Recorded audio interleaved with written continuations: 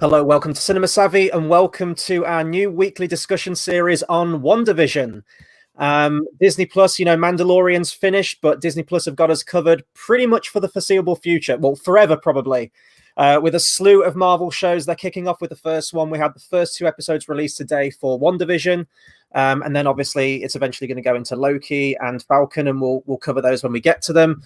It was very nice of them to release the first 2 episodes right off the bat. And we're just as clueless as everyone else at the moment. So we're going to go through this thing. We're going to talk about our initial thoughts with it before going into it, what we thought of the actual episodes and where we think it's going to be heading, and our speculation and little hints and teases, because these 2 episodes are absolutely full of them.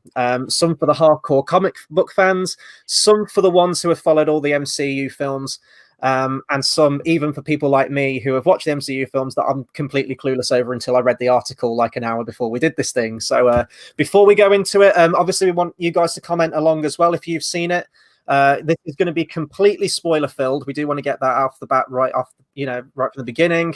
So if you haven't seen these 2 episodes yet, please go and watch it first and then come back to these, because not that there's much to spoil really at the moment, but we're going to go through it anyway. But before we go into it, over to George with the social. Definitely, guys. So if you're new to the channel, if you're new to this, if you liked WandaVision and want to keep following our stuff, then best way to find out what we're going to be doing is getting us on our social. So Facebook at Cinema Savvy, Twitter at Cinema_Savvy. And of course, as what Chris said, do comment along with us. If you like it, do hit the like button. If you want to see more of our Marvel stuff, as Chris said, we've got a hell of a lot coming your way, not just in terms of these 3, but the endless MCU Phase 4. There's going to be films coming, we hope, brackets one day, because there's many films that have been said. But best way to find this is, of course, socials and subscribing to the channel, because we're going to be doing this weekly. And this is so different to The Mandalorian, because it's worth mentioning sort of as a get-go. This is obviously the first... Actually, I'm going to put an asterisk here. This is the first MCU streaming show. Yeah. Because the word first MCU show keeps getting thrown around. There is the Netflix series. There is Agent Carter. There is Agents of S.H.I.E.L.D. Yeah. There was a terrible one on the moon. I forgot what that one was called. Oh, God, that was meant to be the film, wasn't it? They were going to do it as a film, and then it became... And then Inhumans, made it TV, and then they cancelled the TV show. So this is, I'm going to call it the first MCU streaming show. Probably someone already going to prove me wrong already, but this is original is probably a better concept for it. So I think this is a really big thing for Marvel, because it was only just over a year ago we had the same conversation with Star Wars. Like, oh, how's Star Wars going to do a live-action TV show? And, that was the ultimate unknown. Whereas I think Marvel's approach is different. I think as a general consensus of a franchise, they've not really got it wrong in terms of the franchise, what they've grown on to become from very humble beginnings and everything else. The track record is pretty special, I'm going to say in all honesty. Kevin Feige doesn't get much wrong, if anything wrong. Everyone have their own opinions on stuff, but do you see where I'm coming from? It is that if anyone's going to take a risk and pull it off in the industry, it's probably them. And I think they've got the safety to be able to do those risks. And why not a sitcom retrospective commentary of the last 60, 70 years of TV? Let's just say it. I want your thoughts before you even watch an episode today. Off the trailers, off anything you'd read online, just the madness of this. Yeah, so just the concept alone, when they announced this thing, I thought, well, first question running through my head was why? I think that was the biggest question. Like, to me, it was just, is this a story that really needs to be told?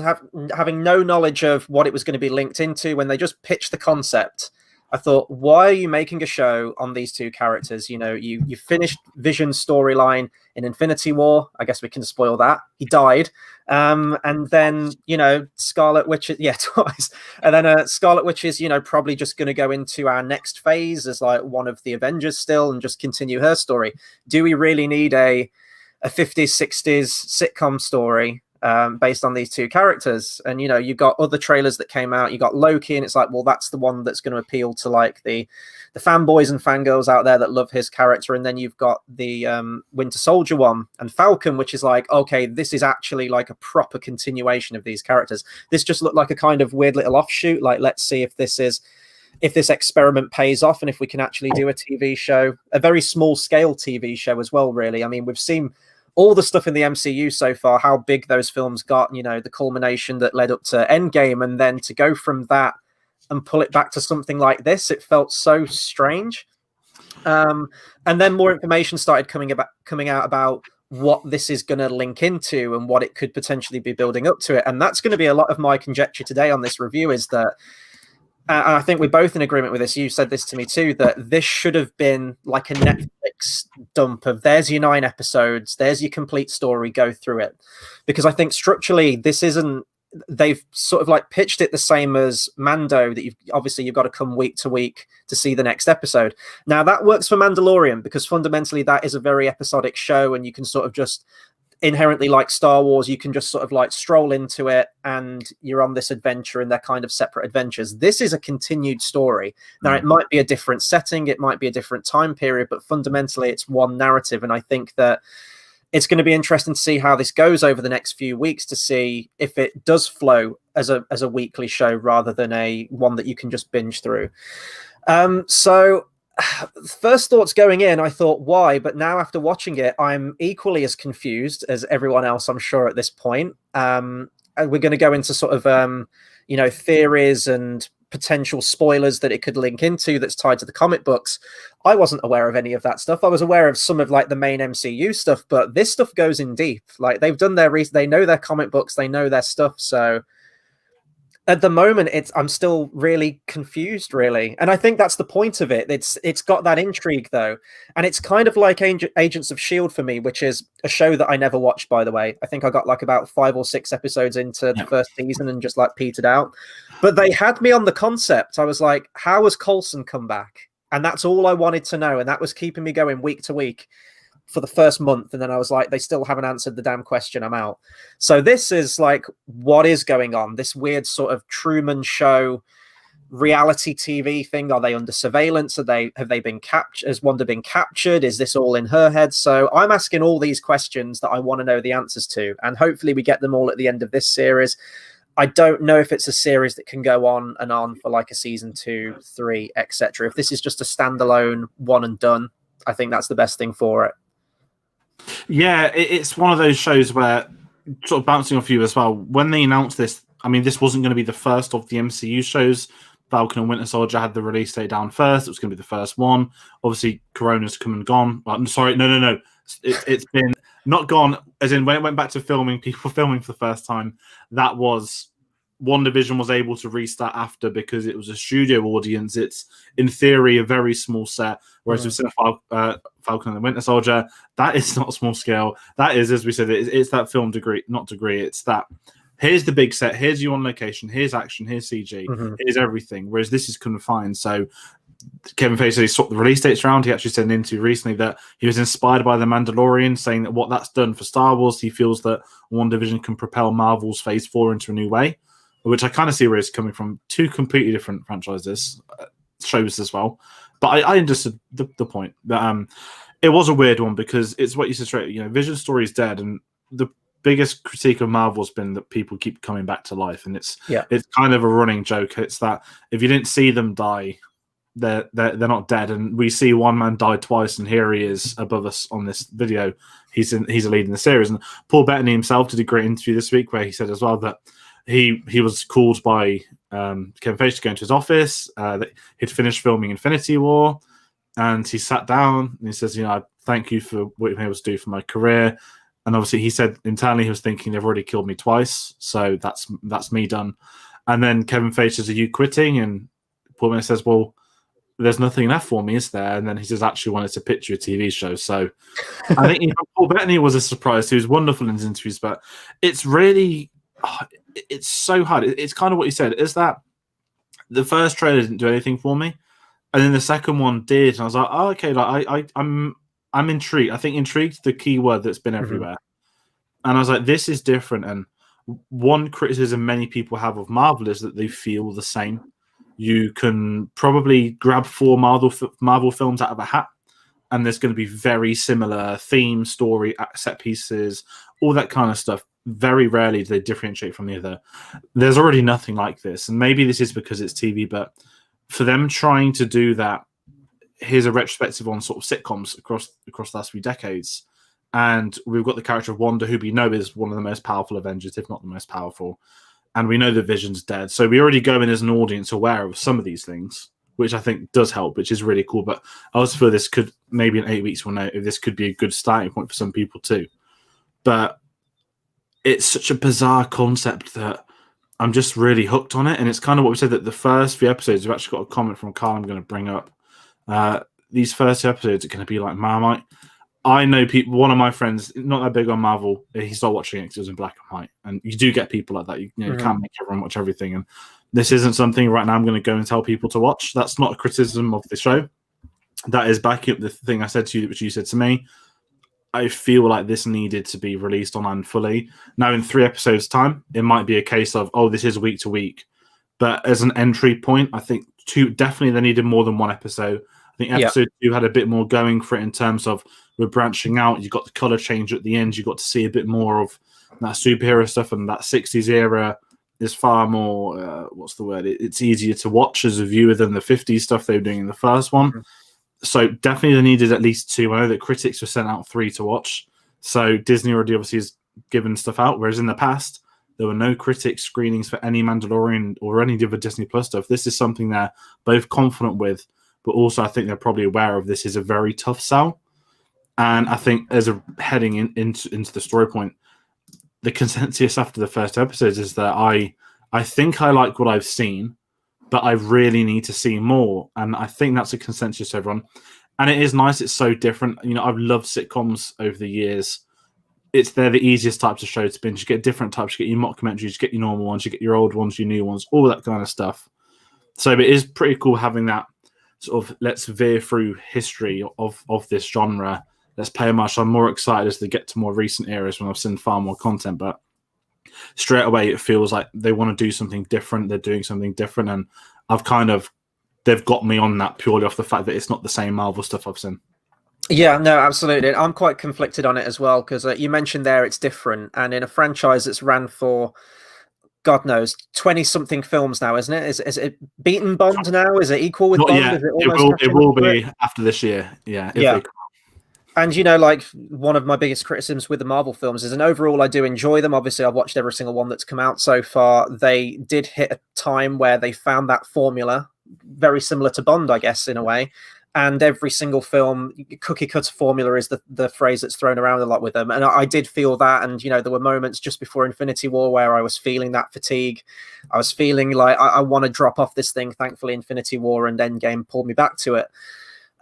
So it is kind of a breath of fresh air. It is a different pace going to TV. Naturally, it's a different structure inherently. And just the time period and the setting, it is so far removed from what we know from the MCU. And this is an interesting point because it's like, who is this show made for? Now, I don't think this is as accessible to a new audience as maybe Mandalorian is, because Mandalorian, brand new cast of characters. Obviously, you have some returning characters as well, but fundamentally, you can come into Mandalorian having no knowledge of Star Wars, and that be a good entry point for you. I don't think that's the case with WandaVision. And I've always said this because if someone presented themselves as a newcomer to the MCU and was like, I haven't watched any of these films, where do I start? You'd be like, let me tell you about a little film from 2008 called Iron Man, and you've got to go through them all. And I think this is exactly the case of that, because this is fundamentally following on from the events of Infinity War and Endgame. I don't think this is going to be sort of, you can start from this point onwards now and pick it up as you go along. I think you need that pre-existing history, because this is definitely a continuation of the story and is going to bleed into all of these other films. I've heard that this is going to link into Doctor Strange 2. There's, you know, rumors that Loki's going to either go into Doctor Strange 2 as well, or another one. So we're in the same boat now. Not only have we got to catch up with like 3, I don't know how many Marvel films they're going to still crank out every single year at the box office. 3 they kind of went up to. And that was a struggle in itself. But we've got 3 films now. We've got the TV shows. We've talked about this ad nauseum all the time about how, you know, this is going to be make or break for me as an MCU fan if I can catch up with all of this stuff. And in terms of the structure as well, you know, Carl says, I think it needed the first 2 episodes. I'll completely agree with that. And that tends to be what I usually give a TV show from the off, if the opportunity is there and the episodes are out there. I think Lost did something similar as well, in that the first 2 episodes were released. And I think that's a good sort of Yeah, you mentioned Lost as well. I did see that. As a fan of Lost, I'm hooked on the mystery already.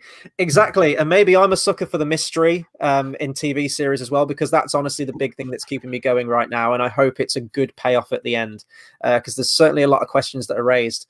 But also in terms of the structure, another series, another superhero series you can compare it to is The Boys Series 2 on Amazon Prime, in that, you know, season 1 was that sort of Netflix style dump where all the episodes are out there, and it works because The Boys is a complete story that you kind of need to watch in one go. And they changed that up with season 2, and there's many reasons they do that. Number one is to get more subscribers in, and I think that's exactly what Disney are doing with Disney Plus. And I think we kind of live in a generation as well where I'm trying to think of how do I describe it. There's a phrase for it where we'll watch this show and then we'll immediately move on to something else, and there'll be something else out and we'll watch that and we won't talk about that. We always say that the week to week thing keeps people talking. So maybe that is a side to this show that will pay off, because people can speculate as to where it's going and the mysteries it like presents itself. Because if they did dump all 9 episodes out there, you know, I don't know if we'd have probably bombed through them all in like a day or 2 days maximum. You'd have had channels out there already talking about the full thing now. But then after that, it would die down. And it's like, right, Disney have got to crank out something quick to keep the attention and keep the subscribers coming in. So it's a two-way thing. And I don't know how it's going to go with this series yet. I think I'm going to need to get a few more episodes deep into the series to see if it works or not. Yeah, and that's the thing. It's that two sides where Mandalorian is that perfect example of Game of Thrones. Obviously, HBO always do it weekly. They don't do the drops. And that was the big Disney Plus question when it launched. Is Disney Plus going to be all at once, or is it going to be weekly airing? And I think they're going to stick with the weekly airing now on the big shows. They've had the odd series where they've dumped all of them, but it's not been a high-profile series. And from a business standpoint, if you're going to stream something over 8 weeks, that's 2 months of subscriptions rather than one. So there is a financial gain, but word of mouth, you know, same conversation with Mandalorian. If they'd have dropped season 1 on the same day, that would have been insane as a fan to have bombed through, but you don't get that anticipation for the following to look onto that cliffhanger and speculate. And I think WandaVision, to be fair, as a comparison, I can't think of a show I've seen of the last few years where I've watched like 1 or 2 episodes and been like, the hell is going on? I need to continue. You know, I watched a series. I've been watching Curb Enthusiasm. I'm on to series 5. It's been less than a week. And that was, this is good fun. I'm just going to keep it on. It's not been, I must continue. Cobra Kai, kind of, but that wasn't as speculation was, because it's not weekly. That was like, I need to keep going because this is really good.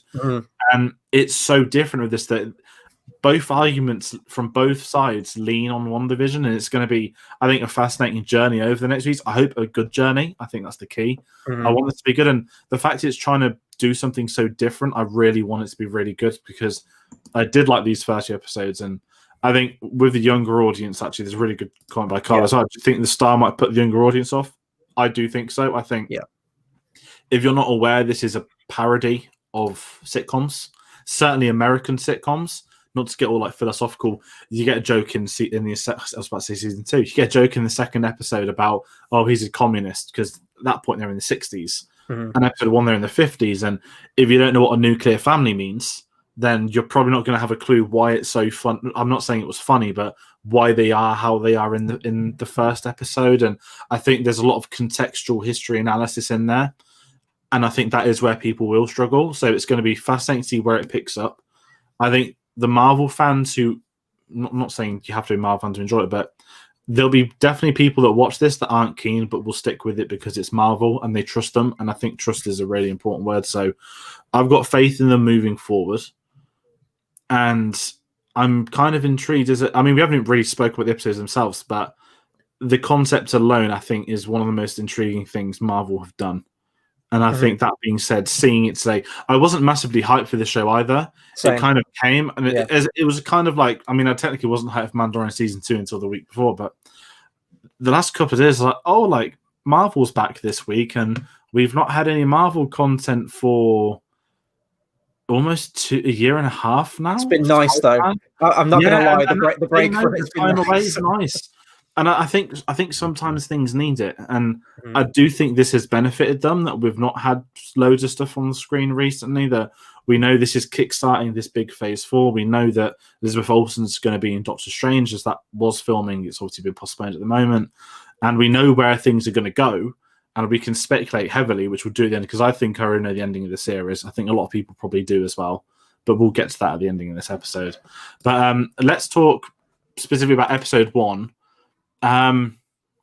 This is the one of all the trailers. I mean, they're both black and white, but the 50s one, the cooking, the dinner, the magic stuff, the very stone, I can't say like stone cold comedy because it's so dated, and people will be like, this isn't funny. I don't find it funny. That's not the point of it. They're parodying the 1950s, and it was interesting to see, but I'm not going to lie. It was, I don't want to say tough to sit through, because a really good thing with this series, actually, me and you speculate off air, we think they're going to be short episodes. Mm-hmm. And sitcoms traditionally 21 minutes in America, 27 over here when it's adverts and stuff. I think it being short really did help it. Even the fact they have an internal MCU ad break is incredible as well. Yeah, no, I do like them, and I hope that stays with it. I imagine it will. 2 episodes in, it's going to become a habit. Those were some of my favorite bits in the episodes, actually. And I mean, a third of the length of the damn episode is just credits, so it is really short. When I saw the length, I was like, 40 minutes, like Christ. And then you was like, oh no, the credits are like 10 minutes long. I was like, oh, okay, well that makes it a bit more manageable. Absurdly long credits. I don't know why, but no. And I think Carl's comment right there when he talks about the younger audience thing, I think that is a fundamentally a good jumping off point, because I do think this style of TV show or homage or parody or whatever you want to call it will turn a lot of people off. I think that WandaVision is going to be the series that separates the men from the boys. You're going to have your diehard Marvel fans that need everything. They probably even watch Agents of S.H.I.E.L.D. and Agent Carter and all those shows as well. Because it depends. If we don't watch this show, are they going to explain themselves in Doctor Strange 2, or are we going to need to watch this? Now, my sort of history with this style of TV show with like sitcoms, I grew up in the 90s, but they had a lot of reruns of these older TV shows that came out. So I used to watch them sort of like every early morning they were on. I think some were on they tended to be weekdays, I think they were. So, for example, I watched The Munsters, which I absolutely love. Black and white, again, US sitcom. I think that was like a 60s one. Bewitched, which I think this definitely episode 2 draws heavily from. Again, 60s into the 70s. The animated stuff, the magic and the witch of the family, essentially, very much like Bewitched. Love that show as well. And even Happy Days as well. I think that was more 70s, that one. Love that style. And this is where I'm kind of torn on this, because for me, those older shows had the writing, they had the chemistry, they had the comedic timing, and they had genuinely really good actors involved in all these roles. Now, I'm not saying that Paul Bettany and Elizabeth Olsen aren't good actors. They absolutely are. But I think it failed for me in the respect that it didn't feel like an authentic of the time period they were trying to parody. Some of the camera angles and things they were doing felt very modern thrown in. And maybe they're going for that offset where some do look more like a studio audience thing with the limitations that comes from a studio.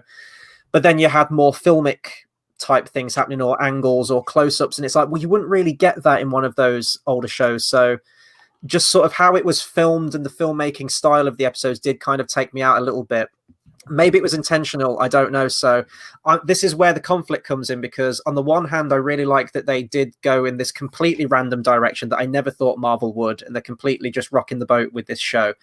But then on the other hand, I'm like, well, it doesn't feel like an authentic experience of what it would be like if I was watching Bewitched or any of those shows from before. So I don't know if that was just me who watched it, but I get that the style will turn a lot of people off. But to me, just like the comedy and the writing just wasn't up to scratch as it is in some of the authentic shows of the decade it's trying to parody. Yeah, and that's what's interesting, because I think a lot of the modern stuff, more so in episode 1, you had the choking scene. Suddenly, you had zooms, you had really modern stuff, but then some of it was laid back, but you'd get some shots, maybe more so in episode 2, that they'd be very modern. And I couldn't really place my finger if it's intentional or if it's not. And I think that was kind of interesting. But because they're not areas I've seen that much of in terms of sitcoms, I think when it's sort of 70s onwards, that's probably as backdated as some of the shows I used to watch when I was younger are. So it'd be interesting to see those ones and see, does it feel like... I think 90s are going to be the main one. For sitcoms, for me, I think everyone knows the 90s ones. If it's your Seinfeld, if it's your Friends, all the usual ones, I think they're the ones we grew up with at a younger age. Then we see the noughties and the tens and whatnot. So it'll be fascinating as it delves and sees how they modernize. But I see exactly. I mean, the writing was odd because this is going back to that intentional. Was it meant to be funny? I genuinely don't know. I didn't find it funny.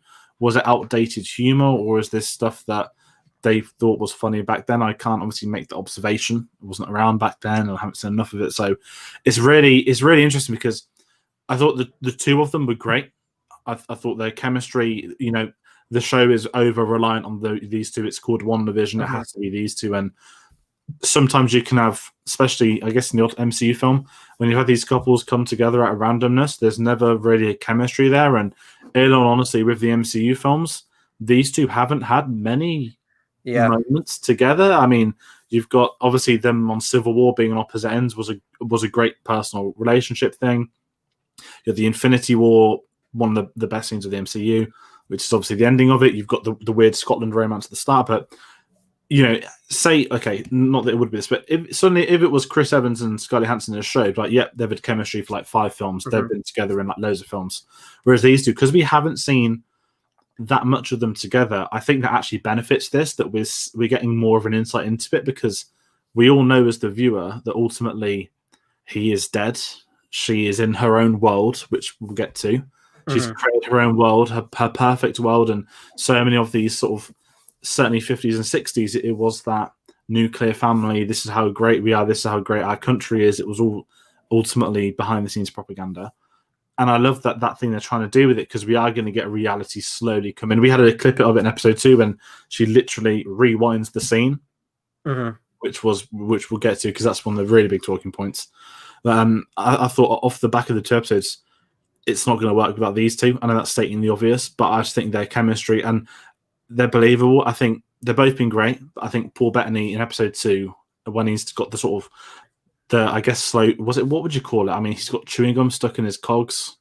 He kind of goes like a really sort of like it's like drunk, and it's I thought he was wonderful when he felt like watching Knight's Tale, like when I was younger. Like it was that suddenly the proper English accents come out. It's not his over the top suave posh butler voice.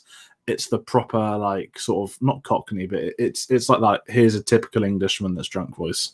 Yeah, no, absolutely. And I think that Paul Bettany is just fantastic. We say, like, I haven't seen him in loads of stuff, but the stuff I have seen him in, he's always just knocked it out of the park. He always brings his A game. I really love Elizabeth Olsen as well. I think she's really grown as an actress as well from when she sort of started in, well, she didn't start in Age of Ultron, but that's kind of where I mostly saw her start from.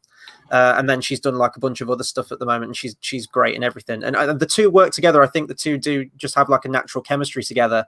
And maybe that's sort of that chemistry between the actors has ironed out those areas that they've kind of missed out narratively of the characters sort of building that close connection with each other. Because I can't remember which 2 films it was in between. I know that she was introduced in Age of Ultron, as was Vision, but they never had any moments together there. And I don't know if it was in Civil War. They had the odd bit when he wanted to keep her in the building and he was making a soup, and that was it. Like, oh, are they kind of a couple now? And then next film, they're like already a thing. It's just like, oh, okay, like I get time has passed, and I could allow that more than I could with Bruce Banner and was it Natasha Romanoff, Black Widow, Incredible Hulk, because that was just completely out of nowhere, even from Hulk solo film. And I think a lot of people criticize that. And thankfully, I think they've kind of tied that storyline up now, and we can move away from that and pretend like it never happened. So, yeah, I mean, it would be interesting. I mean, we will never know, like, if they had have built up to that relationship naturally in the films. I think you still get all the emotions, though. I think you still feel that in those moments in Infinity War where, she's trying to save him and he dies, and, the moments where he's trying to save her earlier on in Scotland. I think you still get the beats that you need to. But it is nice to see them sort of explore this side more, albeit through the kind of a veneer of like a 50s, 60s TV show. You still are getting those moments of closeness there. Carl says it was strange. They had just got married but didn't have wedding rings. I think that's just part of the illusion, isn't it, really? Because they didn't get married in actual real life in the context of the MCU. That didn't bother me because it played in that they don't know their story. They don't know how they got there or when they were married. They kind of know bits and pieces, but in terms of an actual story, very, very unclear. And that adds to the intrigue and the mystery of what the hell this place is, what is going on. And if we're sticking to episode 1, sort of like the big moment really is the dinner scene, isn't it? At the end where Paul Bettany has his boss and boss's wife over for like a dinner party. And then something happens there towards the end of it. And this was the stuff that I love the most. This is like the Truman Show stuff where they start to see sort of like the coding in the Matrix and that something isn't quite right and something's quite unsettling. And it's when the boss starts choking and the wife is just like, stop that. And she's almost like a robot, just smiling. That was really creepy.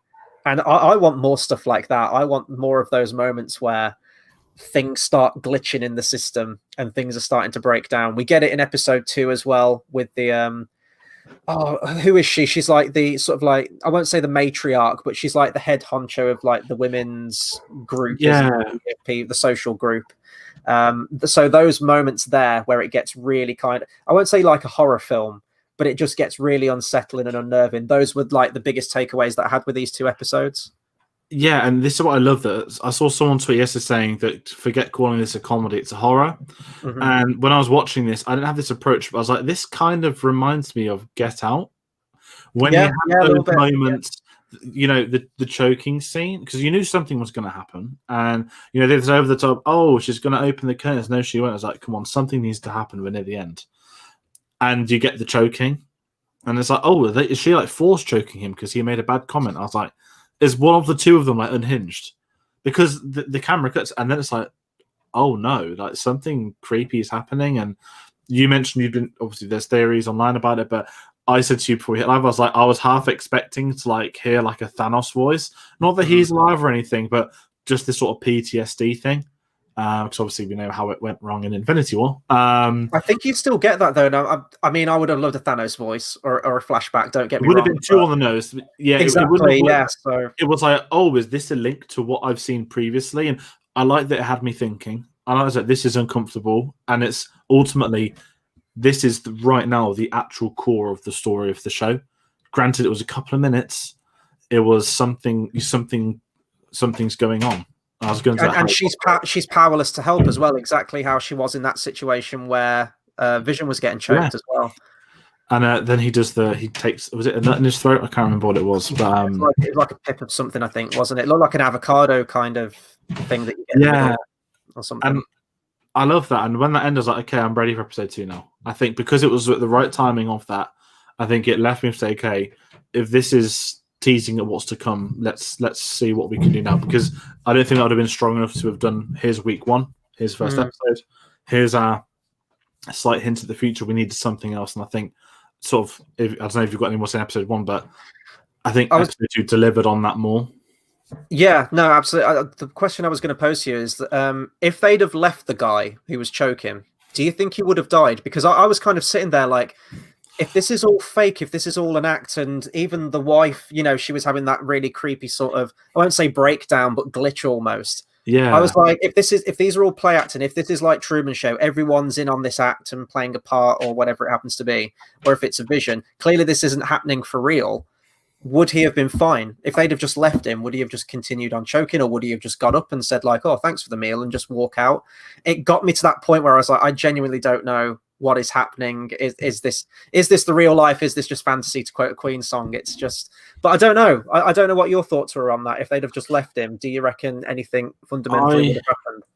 I thought he was going to die and there'd be some really weird thing to bring him back, but there wasn't. And it was because it was first like, oh no, the poor wife, she's in denial. And then it was like, no, like she's saying it's that Get Out, you know, and that woman's like, no. Reminded me of that. And I was like, is she in on it? Because this is creepy now. And I forgot the actress name from that 70s show. Again, one of the classic sitcoms, which I messaged one of my friends, like, this is like that 70s show. And then she appeared. I was like, oh my God, it's the mum. And then I was just telling that to everyone. It's like the mum from that 70s show's in. Obviously, won't be getting Danny Masterson anytime soon. He's in prison. But yeah, I just wanted something like that. It needed to be different. It needed to have that, this is creepy factor. And it did enough for me to be like, okay, I'm in. There's something else going on. And then I guess even one thing, I'm not going to sit for the credits every week. The credits in episode 1, I don't know if anyone's ever played any of the new Call of Duty games, but the main menus, like you get like a computer screen zooming out, and then you get like 5 different cuts, and each thing's like a second at a time. It's like the typical main menu. And you know, the credits roll and it moves out, and you're in a room somewhere, and then you've got a very weird credit scene. Didn't stay for the 7 minutes. And one of my friends did text me, was like, "Is there a credit scene after?" They're like, "No." I was like, "Thank God." I was like, "Probably the last episode there will be." But I thought that was interesting because that was it seems a very specific credits method, because it was the same in episode 2 as well. I didn't know if it was going to be some big tease that they'd zoom out, and in the Hunger Games, how they've got them all fighting, and then you turn a corner and they're all in these like smart tech rooms, and they've been planting bombs everywhere and stuff. I was half expecting that, but we didn't get it, and I think that adds to the enigma of the show that we're waiting to find out what the purpose of this room is and the people in it. Yeah, it's the surveillance thing, and I think that was the perfect ending as well, because you might be thinking this weird 50s show, like, is this just going to be the entire thing? But then you realize, oh no, actually it is modern day, futuristic or whatever, and someone is on surveillance watching this show or whatever, even if it is a show, whatever it happens to be. So it does pose that there, and obviously you get some emblems throughout it, which we'll talk about towards the end of this discussion of theories. There's this weird symbol of the sword, which you see in that room as well, whatever that's going to pay off. But we'll talk about the theories and the spoilers when we get to the end. So on to episode 2. I think overall I prefer episode 1 to episode 2, if I'm just going to rank them as the 2 that we have them at the moment.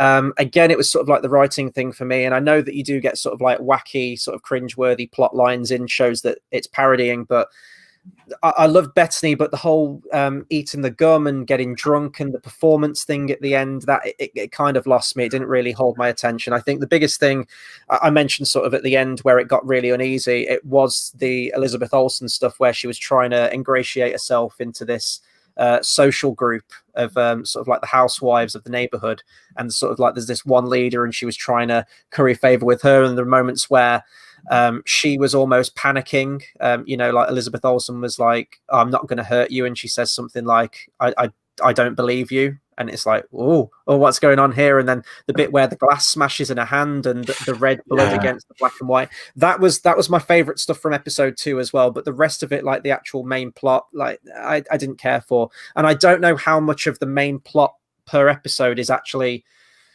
gonna have a point to the overall thing. Like if it's an idea that she's created in her head as like a coping mechanism, which we know mentally people do if they've gone through, not to this extent probably, but if they've gone through trauma in life, they do sort of like create their own idea. I mean, that's the plot of Shutter Island right there. So if it's that, I mean, that is a really dark take for Marvel, and really interesting. But if it is, this is the thing, we don't know if it is actually a TV show. We don't know if it's sort of like a world they've created for her to keep her trapped. We don't know if she's been kidnapped. But the fact that they fear her in her vision, let's say that if we go with a theory that this is her world, the inhabitants of it, it's almost like Inception as well, like the inhabitants of the dream where they can get hostile or turn on you. If they fear her in her own world, that's got me really intrigued as to if that's going to pay off. Yeah, and that's why I'm excited, because I think she is. It's a really boring debate. Who's the most powerful Avenger? I do think it is her. Not to be the sad comic guy, it is her. Mm-hmm. We saw in Endgame that she was about to crumple Thanos into a little metal ball. Mm-hmm. And you had that great line, I don't even know who you are. One of my favorite lines of all the Marvel films.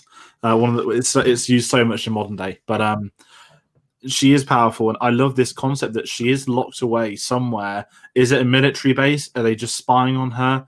Is she in? You kind of get those. I'm trying to think of a film that's done it, where it's like, oh, here's a prison, and it will like adapt to every person's inhabitants. Something like X-Men, and obviously she's and it's kind of like, and she's created her own reality within it. And I think that's what's interesting, because I think episode 2 pushes that direction more. We get the helicopter, which I think is the really big talking point. I think everyone's pretty much figured out what that probably is going to be for. Well, Carl's mentioned as well the red helicopter, Iron Man colors, possibly. I think they've announced though who it's possibly tied to, haven't they? I think the character. Yeah, I think that's what I was going to say. So we might as well mention it. The character of Geraldine, episode 2.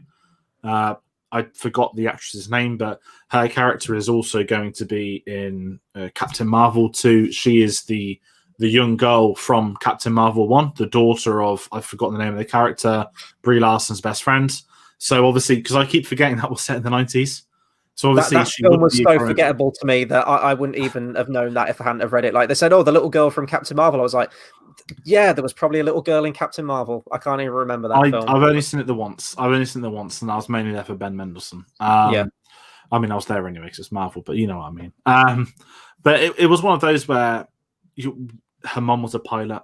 The likelihood it's like, okay, let's just do the helicopter theory now. In the trailer, there is a helicopter approaching what looks like a red dome, red orb, and that's all. It's like a quick glance. And all we know is that there is now a tiny red helicopter in her front garden, coloured in, which means it's integral. It's like the sort of Sin City effects. And we've been introduced to the character Geraldine, who we know is going to be in more Marvel stuff. Again, sometimes it can be hard for them to announce stuff, but if they've already told us it's the daughter of this character from the MCU, then we know that, okay, there's more to it. And everyone believes that she is the helicopter pilot.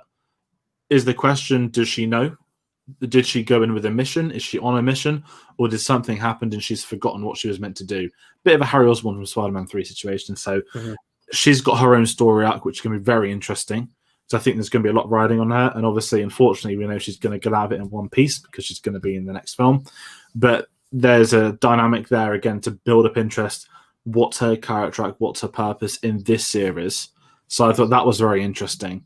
But then episode 2, I think, I like the whole weird talent show thing. It was very 60s. You know, I was thinking about the Bond films. It's you can always tell by like their hair, their clothes, and stuff like that. And it was very, very much that. Here's like the gentleman's club, and here's like the housewives, and they are doing that very much thing. You know, what's a good housewife? The person that can wash her own blood, or she says something along those lines. And very creepy character, and it is that weird vibe where I can see. Not horror elements, but this isn't an outright comedy. Like there's something sinister going on, and I think that's drawn me to this more than anything else. And I just want to knowing what's happening with it. And we have the ultimate horror moment, I guess you meant to say, is the man climbs out of the water hole, and the beekeeper out of the manhole cover.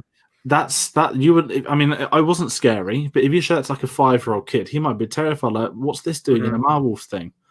And obviously, we know this is a character that must be alluded to her past or her present, because she has to rewind it to go back to where she was and play out an alternate ending. So I think that's interesting. There are theories for all of them, but that's the core episode 2. I'm just trying to think. One of the characters, sorry, I forgot to speak about. I've forgotten the actress's name. She is out of Step Brothers. She plays the next door neighbor, the one on the right. She calls it. She's fantastic in so many sitcoms. She's in Parks and Rec. Everyone thinks that she could be integral. Some people think she's a villain. Some people think she's just a supporting role. But I think that character's got more going on than we both think. I think they've put her in an integral role across both episodes. So she's kind of looking out for Wanda, whether she's intentionally trying to help her or whether she's using her to get to something. I guess we'll also find out. So there's a lot of sort of theories. There's a lot of speculation, but all this is built off the fact that it's so enigmatic, this series. We don't know anything pretty much except the one thing I said, that is that girl's going to be in Captain Marvel 2. I mean, there's so many. There's way more theories in this as well. Like I'll rattle through. Just going back to the helicopter really quickly. I think the theories that I've seen around that is that was it a real helicopter that was being piloted by the character you mentioned there, and then when it's entered this orb or this world, it sort of like turned itself into a toy. It's sort of like shrank itself down into like whatever mundane item it happens to be if it's gone to a toy. I've seen a theory out there. Maybe they're using Pym technology, Hank Pym, and it's like the Ant-Man thing shrinking down, sending someone in undercover like a spy thing. That would be cool if they tie it into that as well. Let's go with that, please. That's I'm really excited. I guess they'd have the thing, wouldn't they? The button to make themselves get bigger again if they need to. Or the character, maybe the character's like sort of like crash landed in there, and then the dream again, Inception, the dream has become the reality, and that's why they've forgotten their mission, why they were there in the first place, to either break her out or whatever it happens to be. And the beekeeper, this was like one of my favorite imagery, one of my favorite images in the entire 2 episodes. I love sort of, we keep saying horror, I guess it kind of is a little bit, but sort of surreal horror, just really random shit thrown on screen, and it unsettles you. It's like, what is that? Why is that here? And that was exactly, it's just the surreal thing of a beekeeper coming out of a manhole cover on its own. It's probably not horrifying, but it's just so weird and out there that it makes it uncomfortable to the viewer in an already very uncomfortable TV series at times. And there's theories for that character as well. Whether these are just going to be sort of a really deep cut reference to the comic books that hardcore comic book fans will know, and maybe they won't even reference it again. Maybe it's just thrown in there for some surrealism. But apparently there's some members in the comics called AIM, AIM, Advanced Idea Mechanics, and apparently they wear beekeeper uniforms. I don't know why. I don't know tactically why they decide to wear those. But Carl says the beekeepers have the sword logo on the back as well. And speaking of the sword thing, this is a logo that we see come up through both of the episodes so far. I think that's going to be probably like the main thing. Now, I'm not going to lie to you. I haven't read any of the comic books. I don't know all this stuff. This is stuff that I've just got from articles afterwards. I even said to you, I was like, I think that the theories are probably more interesting than the episodes that have actually been presented to us so far. Sword's like another, I guess it's like an organization like SHIELD, the abbreviation, Sentient World Observation and Response Department. Again, that means something to someone. It doesn't mean anything to me, but it's basically SHIELD, but it's for extraterrestrials and people more so than intelligence. That's what I've been told. I couldn't put it on a card or something. I guess that's their go-to. But would they have like gone to inspect Mjolnir then? Because that was technically like extraterrestrial. Well, this is the thing, isn't it? It's something they're going to probably have to explain because it is that tricky. You've had SHIELD. Why do you need sword? Is it going to confuse people? Is it not? I thought that was interesting because they're in the surveillance room. There's a logo in there. It's on the back of the beekeeper's jacket as well. So whether they're good guys, whether they're bad guys, I don't know. The AIM stuff's interesting because I've been very bored recently. I did a 1,000-piece Marvel puzzle. I was like, who the hell are these like yellow like things? And it was like AIM soldiers. So I've surprisingly like read a few things, not intentionally. There's a lot of weird things in that. But comics wise, now it's been a hell of a long time since I've read a comic book, let alone a Marvel one. And I remember buying House of M. But I don't know if A, I actually read it, or B, if I finished it, because I can't really remember. But a lot of these things are being linked to the House of M storyline, which is Wanda ends up having twins. Hey, guess what? She's pregnant at the end of episode 2. And we know she's going to have a baby. Apparently, Vision has comic book stories where he's had babies as well, or something like that. So it seems like they're gonna have kids. Now we don't know if they're going to be born straight away in the next episode. This is that hyper reality. Could it already be born? We don't know. So it'll be very interesting seeing that. But certainly episode 2, I think, is setting up the speculation side of it, and that's what I've really enjoyed. After like when I messaged you that as well, I didn't mean as a criticism, but it's that because we're waiting a week, we want those answers. Now, if we weren't waiting a week, I probably wouldn't have messaged you. I'd still be watching it. So we're trying to find out what happened, finish what's happened. And I think this is where, although this show, I think, does still need from what we've seen in the first 2 episodes, it's pointing towards this should be a drop all at once. I think they're already working on that word of mouth, because if people are going to say, hey, we don't know if this show's great yet, but this is saying some really weird stuff. And if people are talking about it online, they're going to get repeat viewings. They're going to get people catching it more out of curiosity. So there's a lot of good things to take from it. But I think episode 2 just pushed it a little bit more for me with, I think what the show needed at this stage is probably a better term for it. The sitcom stuff I wasn't too bothered by. I like the magic show. We kind of knew that she'd use her. I like the fact that she's using her powers in that real world and that everyone's meant to be like dumbfounded by it. So there's a couple of cool things with the magic show I quite liked. Carl mentioned here, I don't know if you caught this. Did you notice the image of the Infinity Stone Vision had on the Vision prop? Yeah, it's on the wardrobe doors. So when they're meant to the Vanishing Act, you've got an Infinity Stone and it's got like little lightning bits going around it. So I thought that was pretty neat. So I'm assuming that's meant to be Vision's one. But I think we're going to get a lot of little Easter eggs, because I don't know if we want to wrap up episode 2 and then talk about 1 or 2 theories if we've got any we want to talk about. We haven't. I guess we can, yeah. I mean, I don't have much else to say. There's just a couple of little other sort of straggling theories and Easter eggs and things like that, glimpses. Carl does say Sword was introduced at the end of Captain Marvel. Does this mean I'm going to have to rewatch Captain Marvel? It's all right. It's just average. I don't know. I beg to differ on that, but I think it's the only MCU film, actually. I remember falling asleep 10 minutes. Maybe I fell asleep at that 10 minutes. Who knows? I suppose I'll go through it again at some point. But yeah, no, episode 2, with the way it ends with the pregnancy, the snapping to color, we're moving into the next decade, essentially. We're moving into the 70s now.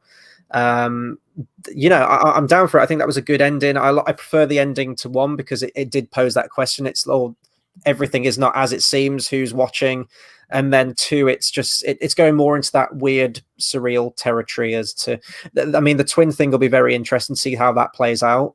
What's going to come of that? I don't know much again about the comic book. A twin. She was technically a twin. Yeah. I don't know if the children that she has in the comic books, if they are sort of like main Marvel characters, or if it's just done as a Vision.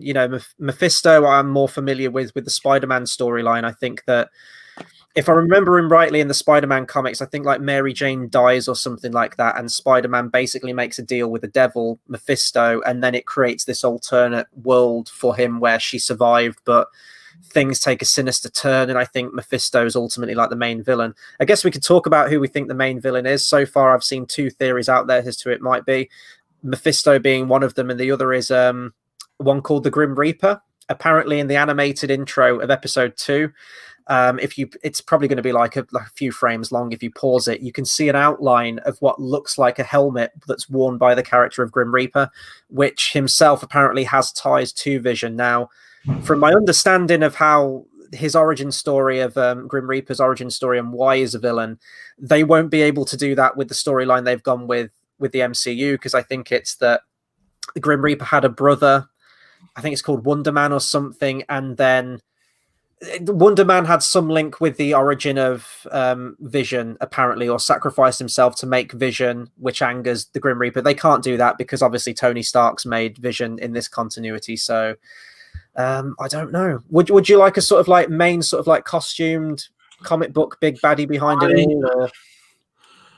It depends where the show wants to go.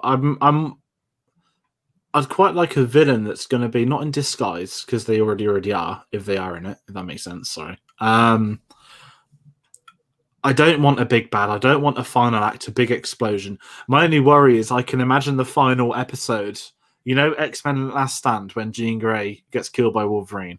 Mm-hmm. I can imagine like the last episode of this series, like her destroying her entire town, and it's like this psycho unhinged, and then something happens and she gets sucked into the multiverse where it's been created and she goes in, whatever.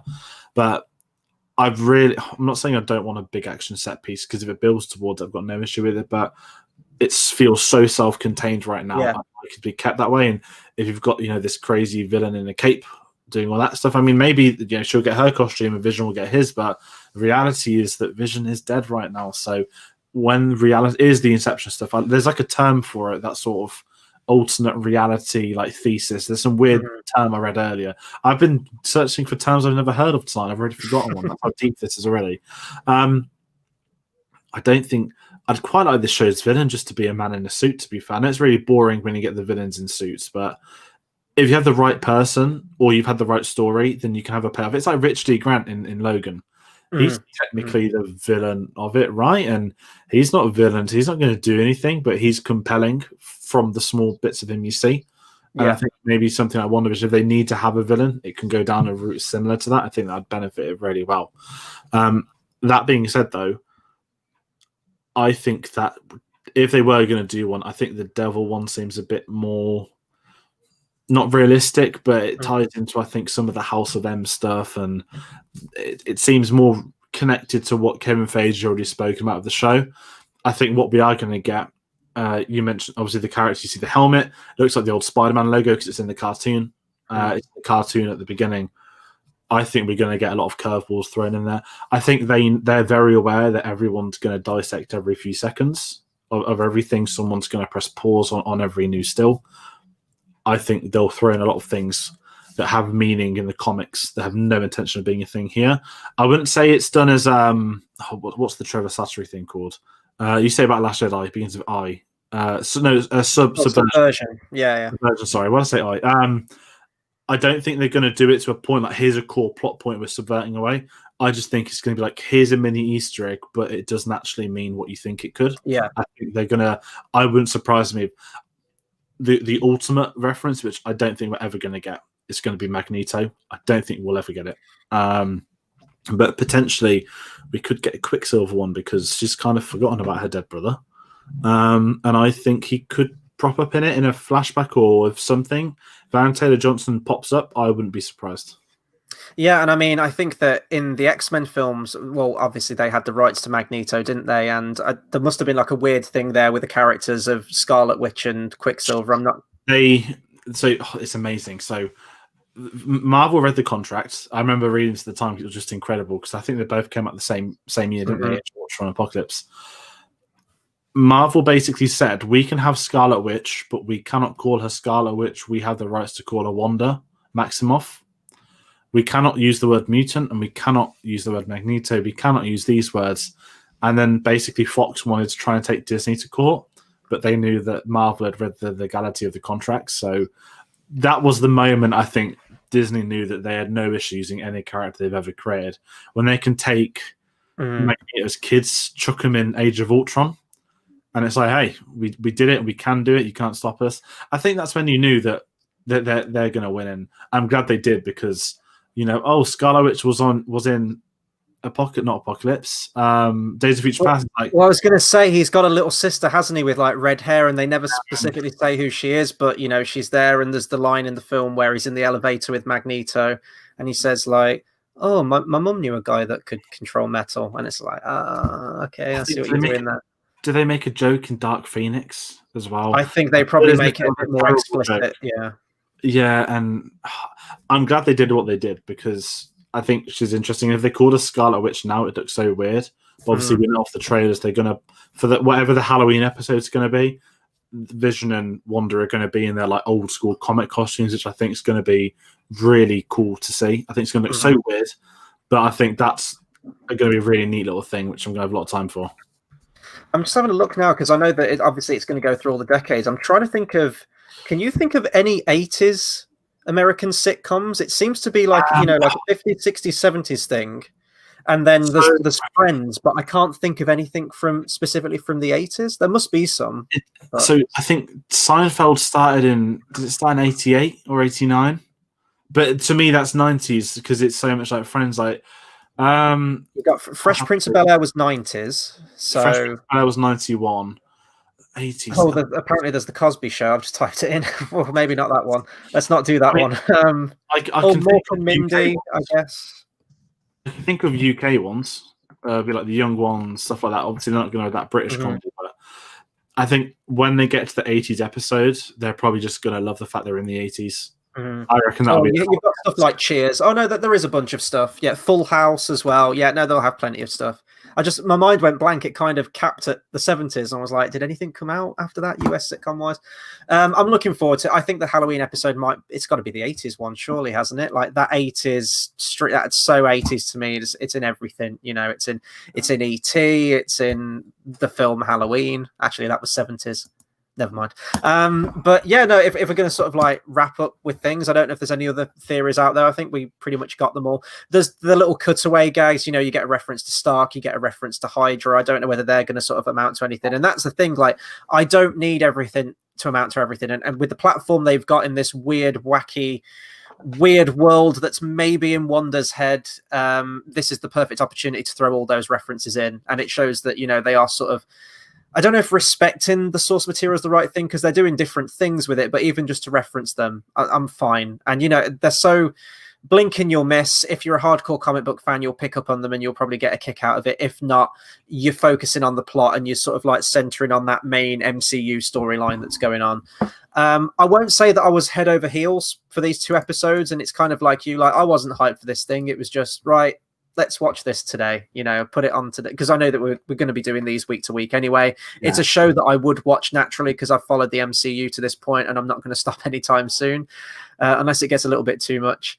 But no, I like the actors in it. Elizabeth Olsen, Paul Bettany, great chemistry in there. I'd like to see the writing improve. I think that another show that I'd compare it to real quick is like Twin Peaks. Now, Twin Peaks is a very Marmite show, David Lynch, but that's all of Lynch's stuff, very surreal. And I think they could take it in that direction a bit more, get a bit more creepy with it, and maybe it will as it goes from episode to episode. I think it's a breath of fresh air to the MCU, but I do have reservations that maybe it will turn some people off. I don't know if these 2 episodes are going to win anyone over. The main sort of through line for me and the main driving force is what's going to keep me watching is I want answers to these questions, and to get to episode 9 and hopefully have everything explained, that you can then go back and watch the 9 episodes and you can sort of connect everything and know where it's going. So like Carl said earlier, it's like Lost, that they've got me hooked on the mysteries and the intrigue, and that's what's going to take me through it, I think. Yeah, I'm in the exact same ballpark with you for this. I'm intrigued. They've got me invested within the story, within these characters. I want to know what comes next. I'm more into it for the ideas and what's going to happen more so than what I've already seen. So I'm not going to say I've got rocket high expectations, but I'm just very keen for it to deliver on what they're starting to set up already. Because the last thing you want is a mystery box that goes wrong. We had a great discussion about that last week. There's been a lot of them. So I'm cautiously optimistic, but I think Marvel's done enough already, not just with the first episodes, with their track record, that I've got that bit of faith in them to keep it going. So that's kind of my wrap up. I just like to get, I'm just more excited for the Iris on their bet. I know it's really sad and boring thing to say, but I think it's a solid start. I think there's been more in this than I thought there would be. It's also another time. I was expecting it to be weird, but to be not setting up anything, but to be a weird sitcom. Am I going to get this after 9 episodes? But they put enough in the first 2 episodes for me to come back and say there's a bigger picture here right now, and we're going to solve that. So I'm excited to be on that journey. But aside from that, that is everything I can probably say on WandaVision. Yeah, no, absolutely. Same for me. I was quite down on these episodes, and I only really perked up on them when I started reading through some of these theories actually out there on the internet. There's probably more that we didn't even talk about. Maybe some more will even get discovered. But right now, we want to hear from you guys. Let us know what you thought of these 2 episodes. Do you think it was a strong start for the MCU moving to streaming services with the TV shows? Are you excited to see where it's going? Any thoughts, speculation, or just a review on these 2 episodes? Please do let us know and get a conversation going. And obviously, we'll be here week to week as well. Same time again, 8 p.m. GMT, every Friday for our discussion series on WandaVision before we start moving into some of the other MCU shows.